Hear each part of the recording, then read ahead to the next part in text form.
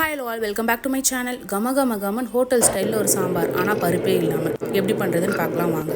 Beginners ஆகட்டும் bachelors ஆகட்டும் யாராக இருந்தாலும் செம்ம ஈஸியாக குயிக்காக பண்ணிடலாம். எங்கேயாவது அவசரத்துக்கு கிளம்போதோ இல்லை நிறைய பேர் இருந்தாலும் இந்த சாம்பார் ட்ரை பண்ணி பாருங்கள். டேஸ்ட்டுக்கு நான் கேரண்டி. ஒரு குக்கரில் ஒரு பெரிய வெங்காயம், ஒரு பெரிய தக்காளி, 4 பச்சை மிளகா, சிட்டிக்குண்டு மஞ்சத்தூள், கொஞ்சம் பெருங்காயம் போட்டு ஒரு 4 விசில் விட்டு எடுத்துருங்க.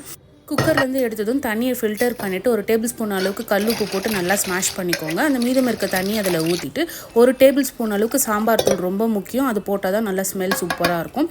அதை போட்டு ஒரு கொதி வரட்டும். சைடில் 2 டேபிள் ஸ்பூன் கடல மாவு எடுத்து கட்டிமுட்டி இல்லாமல் நல்லா கரைச்சிக்கோங்க. அந்த கரைச்ச தண்ணியை அதில் ஊற்றிட்டு நல்லா மிக்ஸ் பண்ணிகிட்டே வாங்க. மிக்ஸ் பண்ணதும் எவ்வளோ தண்ணி வேணுமோ அதுக்கேற்ற மாதிரி அட்ஜஸ்ட் பண்ணிக்கோங்க. தாளிக்கு கடுகு, ஜீரகம், கருவேப்பிலை, 3 காஞ்ச மிளகா போட்டு தாளித்து கொட்டினீங்கன்னா அவ்வளோதான், குழம்பு ரெடி.